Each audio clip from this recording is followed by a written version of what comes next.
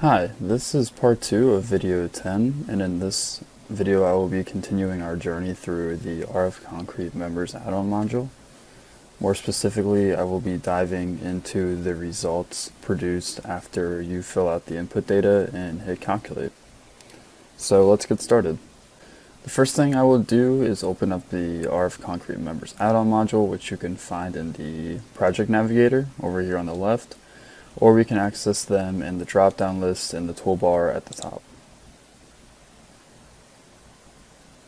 Next, since we already entered all of the input data in the first part, we can proceed with calculating our reinforcement. Now all this calculation is doing is pulling the internal forces from RFEM into the add-on module and applying the ACI equations to give us our actual reinforcement layout details for each member.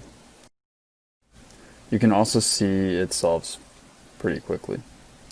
So now you can see our results are presented to us in table format. You can see the required reinforcement is given to us first. Instead of looking at this by cross-section, we can also look at this per member. Like I mentioned in the previous video, you can see the tables are synced up in the background with RFEM. So you can see where we are in the structure when selecting our members. The first member we will take a look at is our beam member, member number 1. You can see we show you the required reinforcement for the top, bottom, and shear. All those details can be found down below in the table here. In general, the required reinforcement is handy to know, but what might be a lot more meaningful is what rebar size did the program lay out for these particular members. For this information, we can move on to the provided reinforcement tables and view what reinforcement the program is providing for those same members. You can see reinforcement is separated by a longitudinal, shear reinforcement, and then the location. We can zoom in and see the longitudinal reinforcement at the top of our beam in this graphic down here.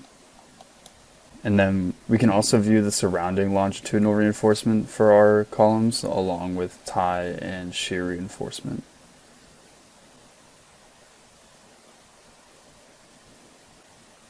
Here you can see the provided stirrups for our column is 21 number 4 bars at 1/2 foot spacing on center.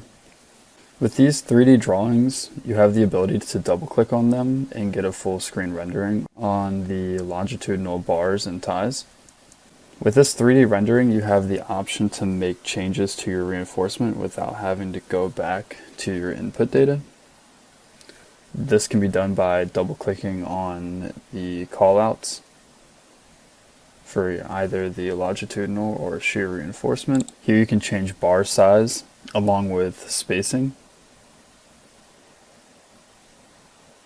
So for example, if I wanted to increase these bars to number 5, increase the spacing to 0.6, I can do that. Then you will see in the picture, this will change, and then when I go back into the tables, the program will recognize this and ask me to recalculate based on the ACI standard.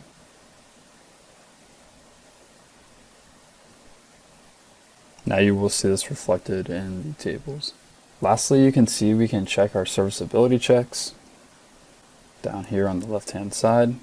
If you watched part 1, you should remember that we are checking for deflection, spacing, and crack width. So altogether, we are getting a design ratio here for our different cross-sections and members.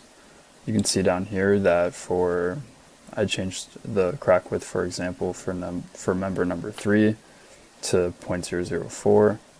You can see that the existing value is 0.007, so we are over, which this capacity ratio will tell you.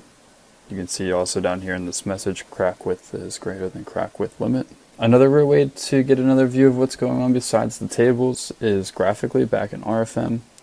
So we can click on the graphics button down at the bottom, and this will take us back into RFEM where we can view the results graphically. So you can see in the drop-down menu, we are still technically in RF concrete members. Now we can select our beam member, and we can choose visibility by selected objects. Now over here on the left-hand side, we can display a diagram of the required reinforcement for the bottom. You can see that in the middle. Of our member, we need a higher amount of reinforcement because of the higher moment. And now we can do something pretty useful, which is down over here, we can overlay the provided reinforcement so we can visually see what the program has put into the beam member. This comes out to 2.36 inches squared of steel reinforcement. So this should always show that the provided reinforcement is greater than the required reinforcement, which you can see with this diagram here. Another benefit of viewing the results graphically is you can turn on the rendering of the ties and longitudinal reinforcement directly in the model. You can see the shear spacing zones as well.